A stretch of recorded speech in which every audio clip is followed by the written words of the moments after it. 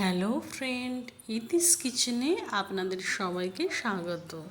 তো আজকে আমি একটা চিকেনের পাতলা ঝোল করব। প্রথমে চিকেনগুলো ধুয়ে নিয়েছি, তারপর কড়াতে তেল দিয়েছি, তেল দিয়ে কিছু চপড অনিয়ন ফ্রাই করেছি। এরপর এতে আমি এক এক করে আদা রসুন দিয়ে একটু কষে নেব, যেরকম সচরাচর হয়। তো তার সাথে খানিকক্ষণ কষানো হয়ে গেলে আমি তাতে নুন আর হলুদ অ্যাড করলাম এবং লঙ্কার গুঁড়ো। এরপর ধোয়া কাঁচা মাংসগুলো দিয়ে দিলাম। মাংসটা দিয়েও কিছুক্ষণ কষতে হবে, যত কষবেন তত তো টেস্ট হবে।